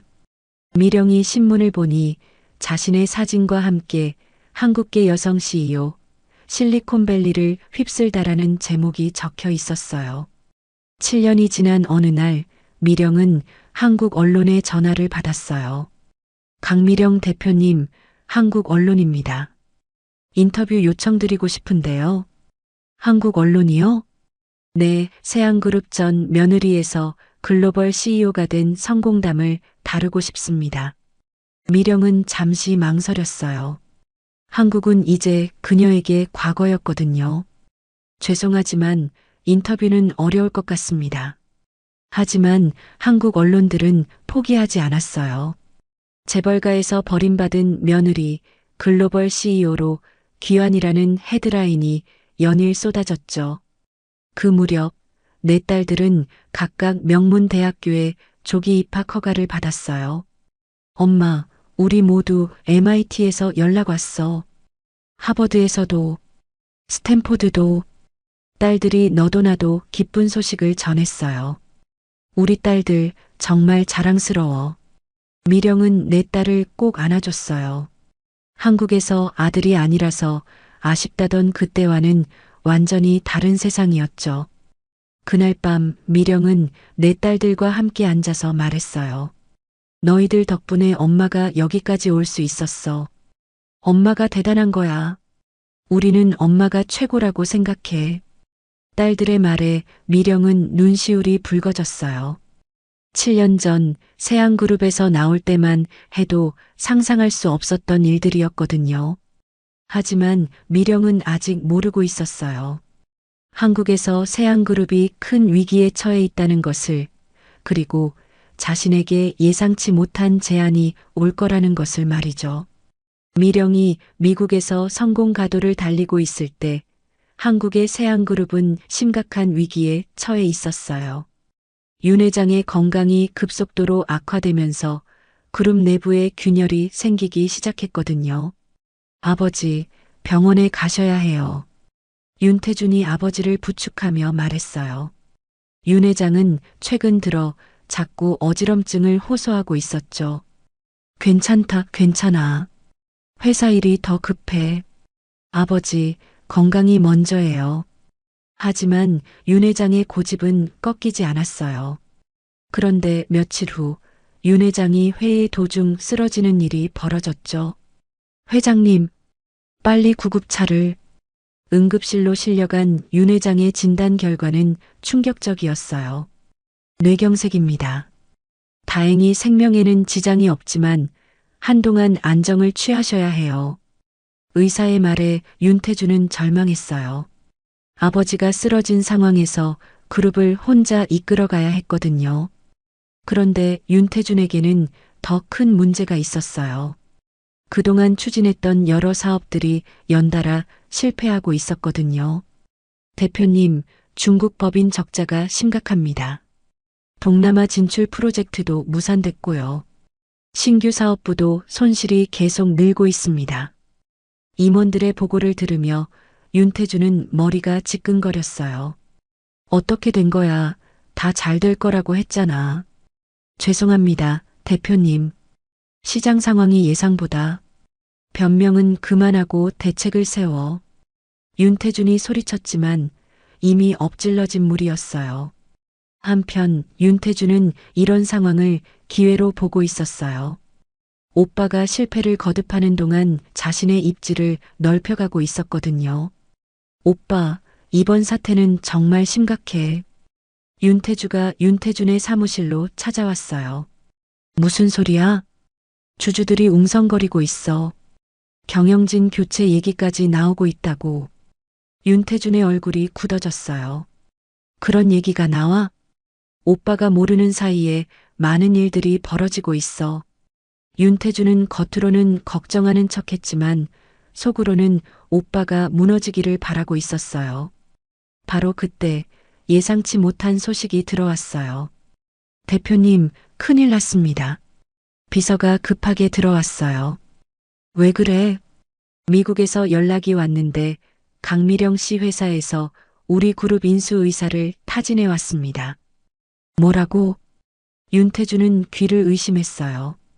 자신이 버린 전 아내가 자신의 회사를 사겠다고 나선 거였거든요. 확실해? 네, 공식 문서도 왔습니다. 윤태주는 문서를 받아들고 읽어봤어요. 분명 강미령의 이름이 CEO로 적혀 있었죠. 이게 정말 미령이가 운영하는 회사야? 네, 현재 미국 나스닥에 상장되어 있고 시가총액이 50억 달러입니다. 윤태주는 현기증이 났어요.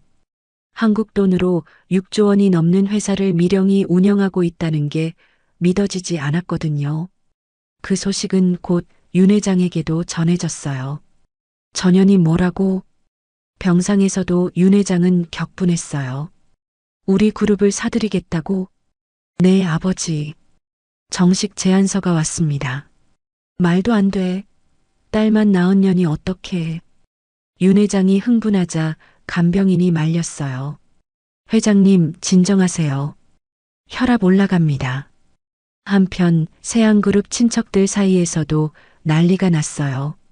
미령이가 정말 그렇게 성공했다고? 세상에, 우리가 내쫓은 며느리가.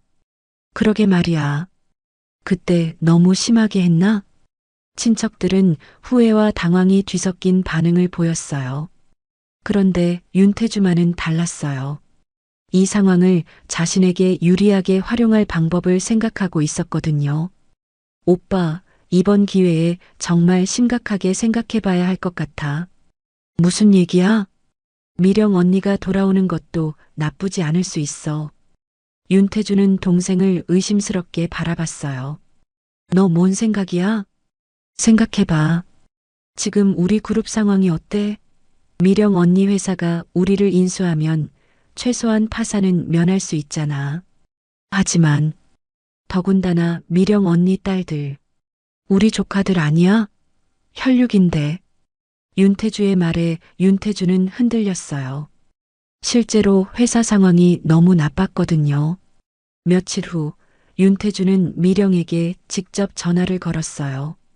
미령아, 나야, 태준이. 미령은 잠시 말이 없었어요.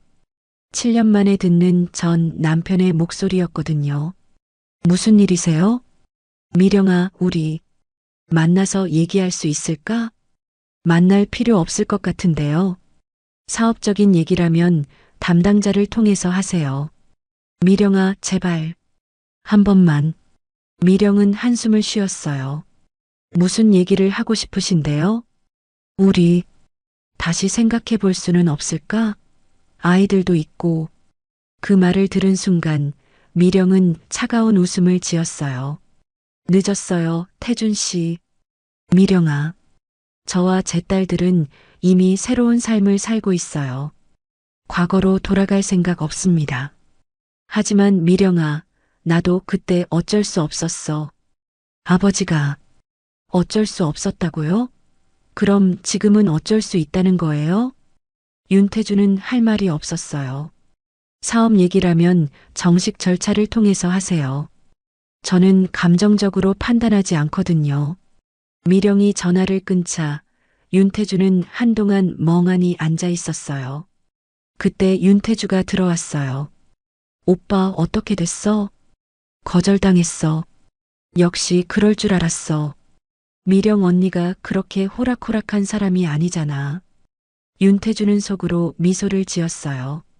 이제 자신의 계획을 실행할 때가 온 거였거든요. 오빠, 그럼 이제 정말 심각하게 생각해 봐야겠어. 회사를 살릴 방법을. 무슨 좋은 생각이라도 있어? 있어. 하지만 오빠가 용기를 내야 해. 윤태주의 눈에 이상한 빛이 돌았어요. 하지만 윤태주는 그걸 눈치채지 못했죠.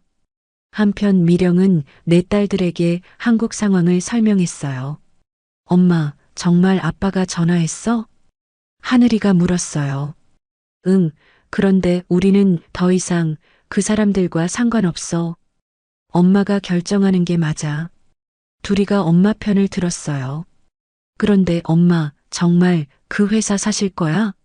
셋이가 궁금해했어요. 사업적으로 가치가 있다면 고려해 볼 수 있겠지. 하지만 감정은 배제하고 엄마 최고야. 막내 하나가 엄마를 안아줬어요.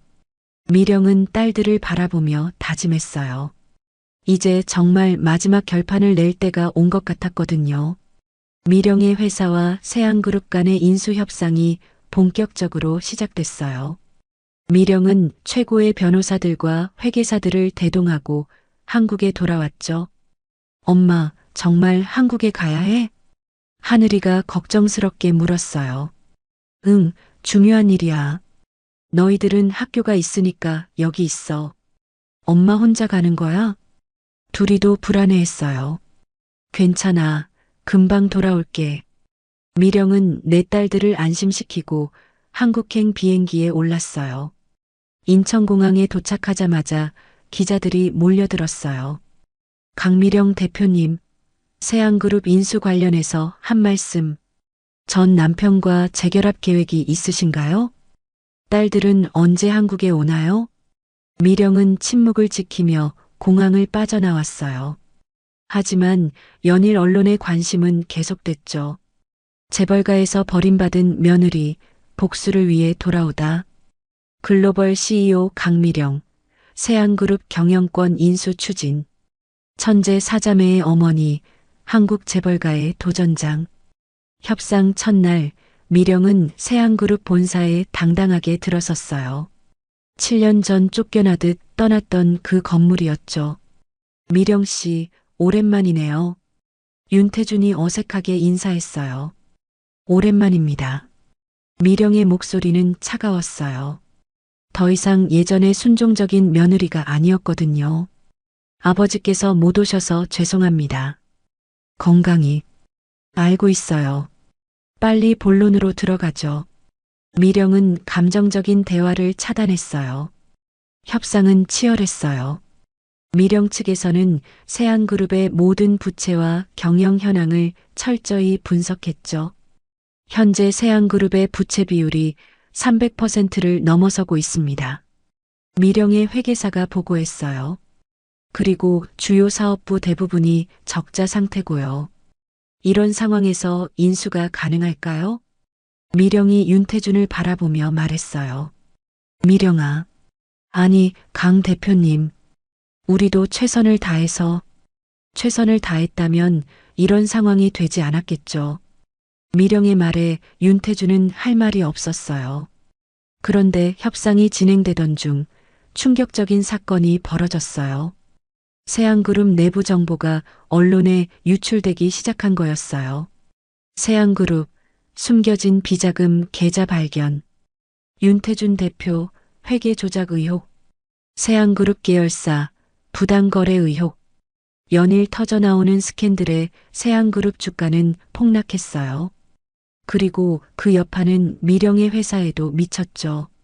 미스 강, 큰일입니다. 미령의 비서가 급하게 보고했어요. 우리 회사 주가가 급락하고 있어요. 얼마나? 하루 만에 20% 떨어졌습니다. 미령은 당황했어요. 세안그룹과의 연관성 때문에 자신의 회사까지 타격을 받은 거였거든요. 한국 언론에서 우리가 세안그룹과 결탁해서 주가 조작을 한다는 기사가 나왔어요. 뭐라고? 미령은 기사를 확인했어요. 완전히 사실무근이었지만 이미 시장에는 부정적인 인식이 퍼지고 있었죠. 더 심각한 건 미국에 있는 내 딸들에게까지 영향이 미친 거였어요. 엄마. 하늘이가 울면서 전화를 걸어왔어요. 왜 그래, 하늘아? 학교에서 애들이 우리를 이상하게 봐. 엄마가 나쁜 사람이라고 하는 애들도 있어. 미령의 가슴이 무너져 내렸어요. 엄마, 우리 정말 괜찮은 거 맞아? 둘이도 불안해하며 물었어요. 괜찮아. 다 거짓말이야. 엄마가 해결할게. 미령은 딸들을 안심시켰지만 속으로는 분노가 치밀어 올랐어요. 다음 날 미령은 긴급 기자회견을 열었어요. 저희 회사는 어떤 불법적인 행위도 하지 않았습니다. 세안그룹과의 협상도 정당한 절차를 통해 진행되고 있고요. 하지만 언론의 의혹은 쉽게 가라앉지 않았어요. 강 대표님, 그럼 왜 내부 정보가 유출된 건가요? 혹시 복수 목적이 아닌가요? 딸들을 이용해서 동정 여론을 만드는 거 아닌가요? 기자들의 질문은 점점 악의적이 되어 갔어요. 그날 밤 미령은 호텔방에서 혼자 울었어요. 내 딸들이 고통받는 모습을 보니 정말 견딜 수 없었거든요. 내가 이 아이들에게 너무 큰 짐을 지운 걸까?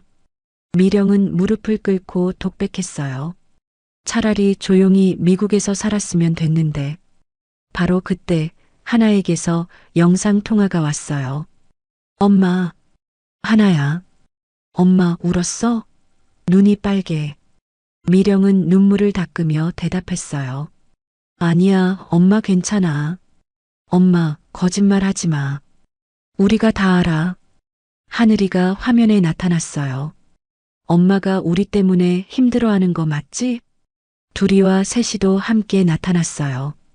엄마, 우리는 괜찮아. 그런 애들 말 신경 쓰지 않아.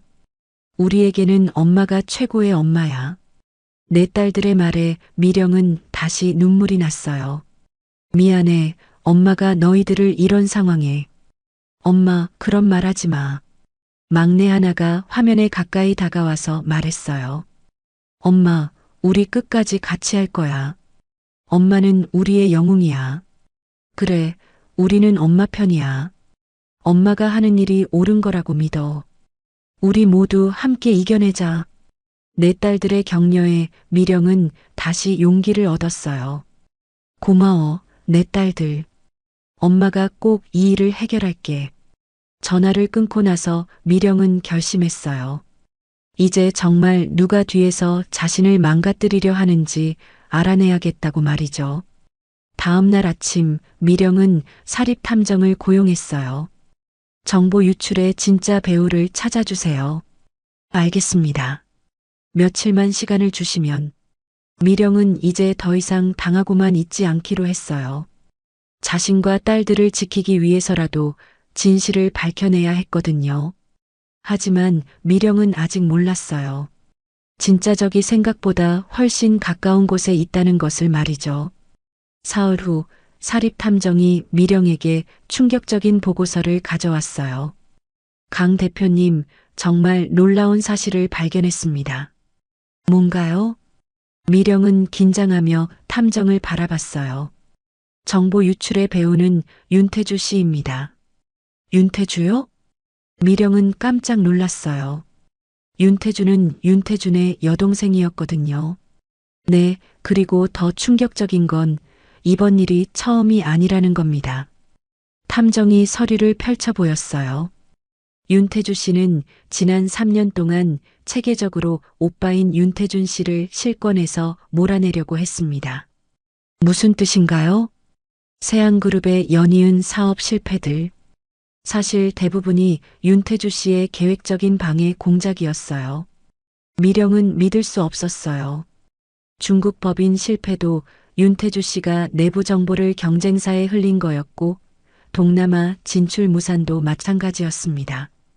그럼 윤태주가 일부러 자기 오빠를. 네, 그리고 대표님께서 인수 제안을 하시자 이걸 기회로 삼아서 아예 그룹 전체를 무너뜨리려고 한 겁니다. 미령은 온몸에 소름이 돋았어요. 윤태주 씨의 계획은 이렇습니다. 대표님의 회사까지 스캔들에 휘말리게 해서 인수를 무산시키고 그 사이에 자신이 그룹을 장악하는 거였어요. 증거가 있나요? 물론입니다. 여기 통화 녹음과 이메일 내역이 있어요. 탐정이 USB를 건네줬어요. 미령은 그걸 받아들고 바로 확인해 봤죠. 녹음 파일에서는 윤태주의 목소리가 들렸어요. 이번 기회에 오빠를 완전히 제거해야 해. 미령이까지 끌어들여서 둘 다 망가뜨리는 거야. 하지만 위험하지 않을까요? 위험? 오히려 완벽한 기회야. 오빠는 무능하다는 걸 증명하고 미령이는 복수심에 눈이 멀어서 무리했다고 하면 돼. 미령은 손이 떨렸어요. 윤태주가 이렇게까지 계산적이었다는 게 믿어지지 않았거든요. 다른 녹음에서는 더 구체적인 계획이 나왔어요. 언론에 흘릴 자료는 준비됐어? 네, 세안그룹 비자금 계좌 정보와 회계 조작 의혹 자료입니다. 좋아. 그리고 미령이 회사 주가 조작설도 함께 터뜨려. 하지만 그건 사실이 아닌데. 사실이 중요한 게 아니야. 의혹만 생기면 돼. 미령은 분노가 치밀어 올랐어요. 자신과 딸들이 고통받은 이유가 윤태주의 권력욕 때문이었다는 걸 알게 됐거든요.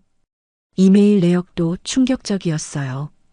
윤태주는 여러 언론사 기자들과 내통하고 있었죠. 기사 잘 봤습니다. 다음 주에는 더 큰 특종을 드릴게요. 미령이 딸들 학교 생활도 어려워지게 만들어주세요. 그래야 포기하고 미국으로 돌아갈 거예요. 미령은 주먹을 꽉 쥐었어요. 윤태주가 자신의 딸들까지 표적으로 삼았다는 게 용서가 안 됐거든요. 바로 그때 윤태준에게서 전화가 왔어요. 미령아, 급한 일이 생겼어. 만날 수 있을까? 무슨 일인데요? 전화로는 얘기하기 어려워. 제발 한 번만 만나자. 미령은 잠시 고민했지만 윤태준을 만나기로 했어요. 진실을 확인할 필요가 있었거든요. 1시간 후, 미령은 윤태준과 조용한 카페에서 만났어요. 미령아, 정말 고마워. 이런 상황에서도 만나줘서. 윤태준의 얼굴은 초췌해 보였어요. 무슨 얘기를 하고 싶으신 거예요? 미령아, 나 정말 큰 실수를 했어. 윤태준이 고개를 숙였어요. 지금 와서 그런 말하면 뭐해요? 아니야, 그게 아니라. 태주가 이상해. 미령은 귀를 기울였어요. 무슨 뜻이에요?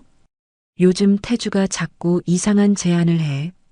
회사 경영권을 나한테서 뺏으려고 하는 것 같아. 구체적으로 어떤 제안이요? 아버지가 쓰러져 계시니까 내가 물러나고 자기가 대신 경영하겠다는 거야. 미령은 윤태주의 계획이 현실화되고 있다는 걸 깨달았어요. 그리고 미령아, 내 회사 관련 스캔들도 나는 전혀 모르는 일이야. 정말이요? 정말이야. 나도 어디서 그런 정보가 나온 건지 모르겠어.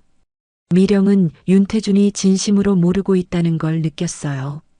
태준 씨, 제가 확실한 증거를 찾았어요. 증거? 미령이 USB를 꺼내 보였어요. 윤태주 씨가 모든 일의 배후예요. 뭐라고? 윤태주는 믿을 수 없다는 표정이었어요. 미령은 녹음 파일 일부를 들려줬어요. 윤태준의 얼굴이 점점 굳어졌죠. 이게 정말 태주 목소리야? 네, 그리고 더 많은 증거가 있어요. 윤태주는 충격에 빠져 한동안 말을 못했어요. 내가 이렇게 당한 거였어? 윤태주 씨는 처음부터 세안그룹을 차지할 계획이었어요. 당신을 이용해서 말이죠. 윤태주는 머리를 감싸 쥐었어요. 미령아, 나 정말 바보였구나. 동생을 믿었는데. 지금이라도 알았으니 다행이에요. 미령은 윤태준을 동정하면서도 한편으로는 안도감을 느꼈어요. 적어도 윤태준은 무고했다는 걸 확인했거든요. 미령아, 이제 어떻게 해야 할까? 저는 이미 계획이 있어요. 미령의 눈에 결의가 보였어요. 윤태주 씨가 게임을 시작했으니 저도 끝까지 가볼 거예요. 무슨 뜻이야? 이제 나와 내 딸들이 직접 끝을 낼 거예요. 미령은 자리에서 일어섰어요. 태준 씨, 마지막으로 한 가지만 물어볼게요. 뭐든지 물어봐. 정말로 우리 딸들을 사랑했었나요? 윤태주는 잠시 망설이다가 대답했어요. 사랑했어. 지금도 사랑해. 그때 내가 너무 어리석었어. 미령은 고개를 끄덕였어요. 알겠어요. 그럼 이제부터는 딸들의 아빠로서만 기억해 주세요. 그날 밤 미령은 내 딸들에게 영상 통화를 걸었어요. 엄마, 어떻게 됐어? 하늘이가 걱정스럽게 물었어요. 다 해결됐어. 이제 정말 마지막 싸움만 남았어. 엄마 혼자 할 수 있어? 둘이가 물었어요. 아니야, 너희들과 함께 할 거야. 우리도? 셋이가 놀라며 물었어요. 응, 이번엔 우리 가족이 모두 함께 당당하게 맞서 볼 거야. 막내 하나가 주먹을 불끈 쥐며 말했어요. 엄마, 우리 준비됐어. 나쁜 사람들 혼내주자. 미령은 딸들을 보며 미소를 지었어요. 이제 진짜 마지막 승부를 벌일 때가 왔거든요. 미령은 결정적인 증거를 확보한 후 곧바로 행동에 나섰어요. 먼저 내 딸들을 한국으로 불러들였죠. 엄마, 인천공항에 도착한 내 딸들이 미령에게 달려들었어요. 7년 만에 딸들과 함께 한국 땅을 밟는 순간이었죠. 우와, 여기가 한국이야? 막내 하나가 신기해하며 주위를 둘러봤어요. 엄마가 태어난 곳이구나. 셋이도 감회에 젖어 있었어요. 엄마, 이제 정말 시작하는 거야? 하늘이가 진지하게 물었어요. 응, 우리 모두 함께. 미령은 딸들의 손을 꽉 잡았어요. 공항에는 또다시 기자들이 몰려들었지만 이번에는 분위기가 달랐어요. 강미령 대표님, 내 딸과 함께 돌아오신 이유가 뭔가요?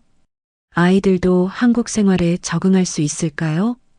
세안그룹 인수는 계속 진행하실 건가요? 미령은 이번에는 당당하게 대답했어요. 네, 저희 가족은 정당한 권리를 찾기 위해 왔습니다. 그리고 진실을 밝히기 위해서도요. 기자들이 웅성거렸어요.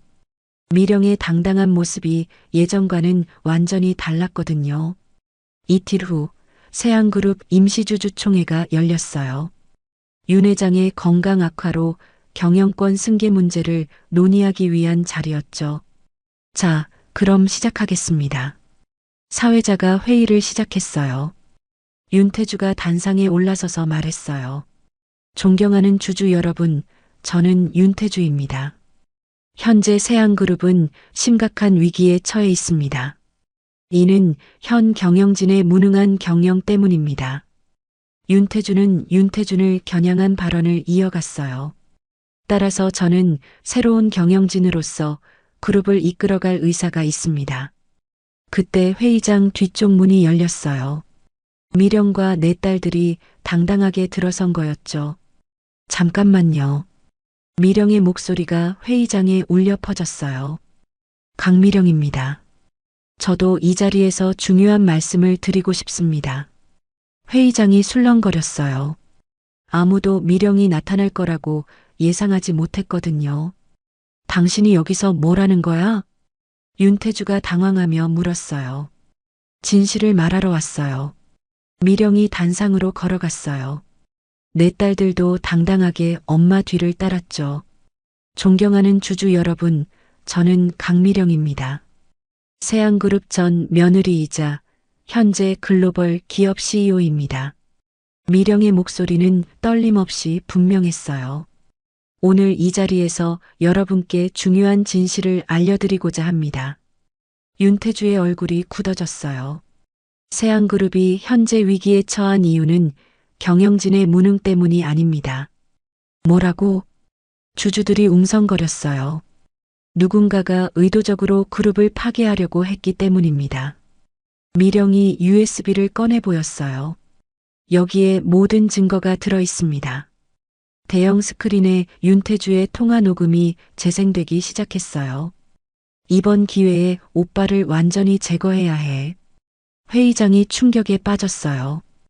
윤태주의 목소리가 선명하게 들렸거든요. 거짓말이야. 조작된 거야. 윤태주가 소리쳤지만 증거는 계속 재생됐어요. 중국 법인 실패도 윤태주 씨가 내부 정보를 경쟁사에 넘긴 것이고 동남아 사업 무산도 윤태주 씨의 방해 공작이었습니다. 미령의 설명에 주주들은 경악했어요. 그리고 제 회사에 대한 스캔들도 윤태주 씨가 언론에 거짓 정보를 흘린 겁니다. 이메일 내역까지 공개되자 윤태주는 완전히 궁지에 몰렸어요.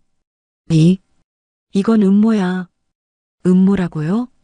미령이 윤태주를 바라보며 말했어요. 그럼 이것도 음모인가요? 스크린에 더 충격적인 내용이 나왔어요. 미령이 딸들 학교 생활도 어려워지게 만들어주세요. 회의장의 분위기가 완전히 바뀌었어요. 윤태주가 아이들까지 표적으로 삼았다는 걸 알게 됐거든요. 윤태주 씨, 이제 무슨 말씀을 하시겠어요? 미령이 차갑게 물었어요. 윤태주는 더 이상 변명할 수 없었어요. 나는 그룹을 위해서 한 일이야. 그룹을 위해서요? 자신의 조카들까지 괴롭히면서요? 미령의 목소리가 높아졌어요. 바로 그때 윤 회장이 휠체어를 타고 나타났어요. 아버지, 윤태준이 깜짝 놀라며 달려갔어요. 회장님, 몸이 불편하신데. 주주들도 놀랐어요. 윤 회장은 떨리는 목소리로 말했어요. 내가 직접 들어야겠어서 왔다. 아버지.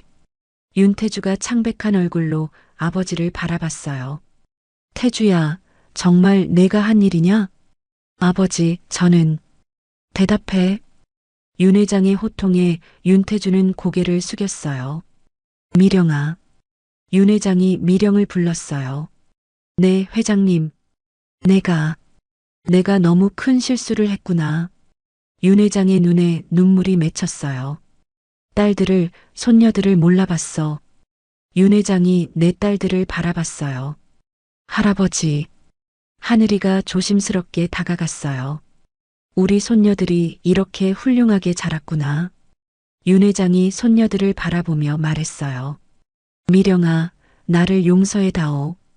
회장님, 내가 아들만 고집하느라 정말 소중한 것들을 놓쳤구나. 회의장의 모든 사람들이 숙연해졌어요. 자, 이제 결정하겠습니다. 미령이 다시 마이크를 잡았어요. 저는 세안그룹 경영권을 인수하겠습니다. 하지만 이는 복수를 위해서가 아닙니다. 제 딸들과 모든 여성들에게 증명하고 싶어서입니다. 미령이 내 딸들을 바라보며 말했어요. 성별이 아니라 능력으로 평가받는 세상을 만들고 싶습니다. 찬성합니다. 주주들이 하나둘 손을 들기 시작했어요. 결국 압도적인 찬성으로 미령의 세안그룹 경영권 인수가 결정됐어요. 윤태주는 모든 직책에서 해임됐고 검찰 수사를 받게 됐죠. 회의가 끝난 후 윤태준이 미령에게 다가왔어요. 미령아, 정말 고마워. 뭐려? 태주 때문에 내가 고생한 걸 이제야 알겠어. 윤태준이 내 딸들을 바라보며 말했어요. 애들아, 아빠가 정말 미안해. 아빠. 하늘이가 윤태준을 바라봤어요. 우리는 괜찮아요. 엄마가 있으니까. 미령은 딸들이 자랑스러웠어요. 이렇게 당당하게 자란 딸들을 보니 모든 고생이 보상받는 것 같았거든요. 이제 정말 새로운 시작이야. 미령이 딸들의 손을 잡으며 말했어요. 제8장 결말 변화된 세계. 경영권 인수 후 석 달이 지난 어느 날 세안그룹 본사 로비가 완전히 새롭게 단장됐어요. 벽에는 미령 앤드 내 딸이 함께 찍은 대형 화보가 걸려 있었죠. 와, 엄마랑 우리 사진이 여기 있어. 막내 하나가 신나서 소리쳤어요. 정말 멋있다. 둘이도 감탄했어요. 화보 아래에는 새로운 문구가 적혀 있었어요. 세안그룹, 성별이 아닌 능력으로 미래를 열어갑니다. 엄마, 이제 정말 우리가 이 회사 주인이야?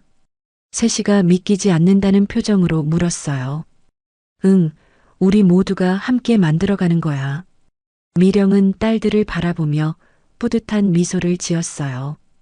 회장실에서 미령은 첫 번째 전체 임원 회의를 주재하고 있었어요.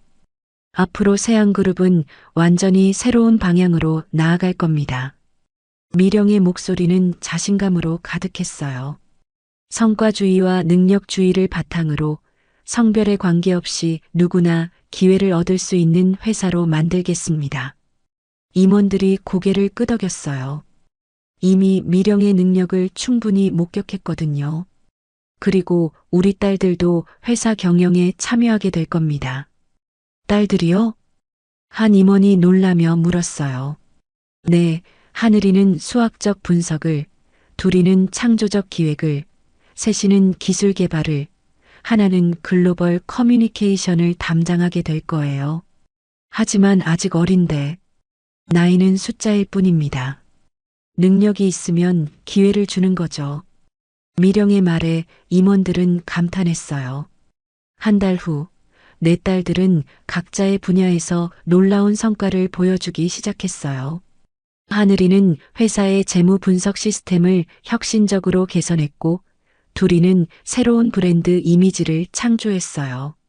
셋이는 인공지능 기술을 도입한 생산성 향상 프로그램을 개발했고, 하나는 글로벌 시장 진출을 위한 다국어 소통 시스템을 구축했죠.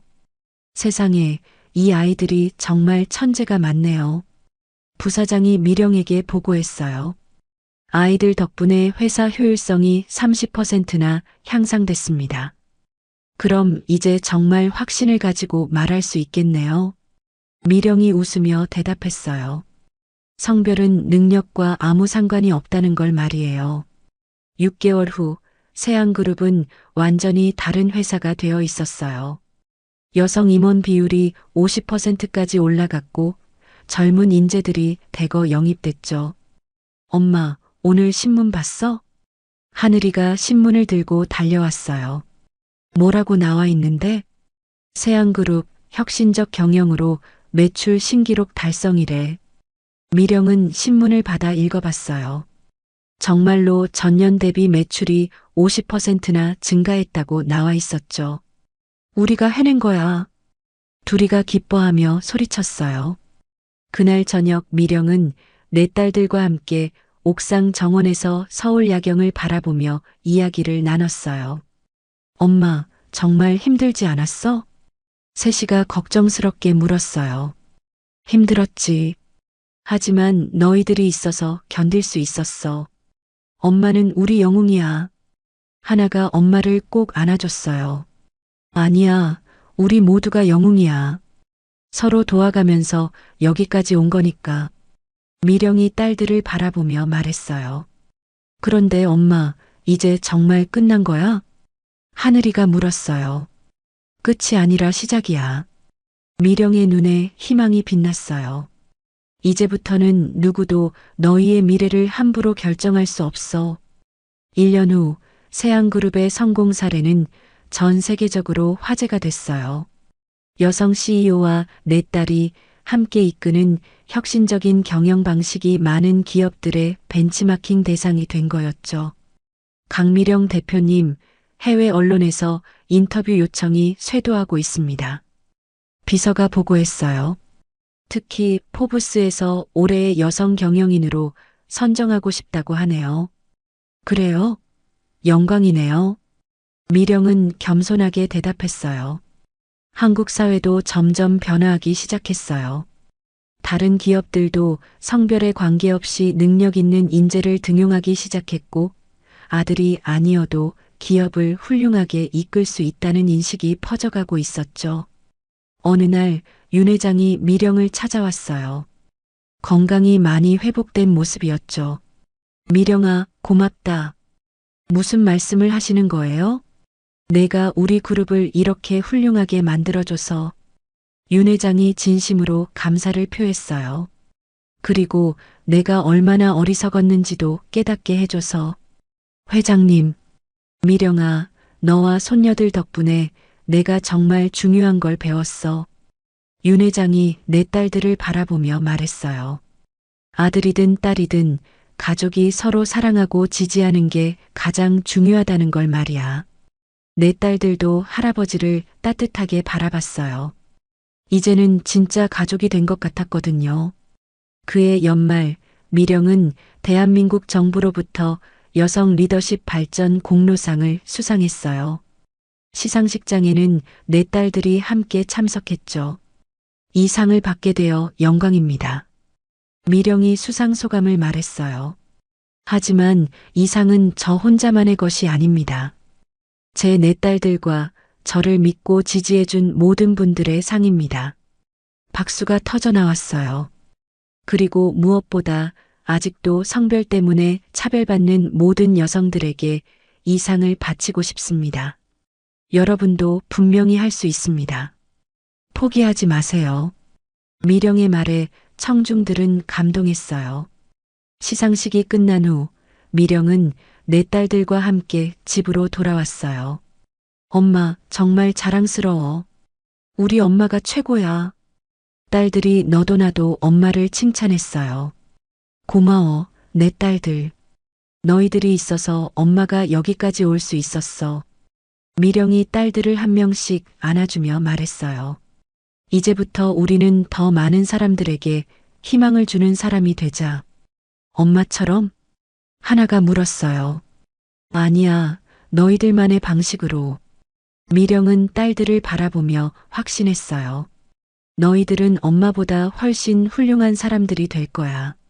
마지막 장면, 미령은 네 딸들과 손을 맞잡고 새로운 내일을 향해 걸어갔어요. 그들의 뒤로는 따뜻한 석양이 비치고 있었죠. 우리, 이제부터 시작이야. 미령의 목소리에는 희망과 확신이 가득했어요. 사람들은 미령과 네 딸들을 대한민국 여성 리더십의 상징으로 기억하게 됐고, 그들의 이야기는 많은 여성들에게 용기와 희망을 주는 전설이 되었어요. 세안그룹은 이제 성별에 관계없이 누구나 꿈을 펼칠 수 있는 기업의 모범이 되었고, 미령과 내 딸들은 앞으로도 더 나은 세상을 만들어가는 리더로서 살아갈 것입니다.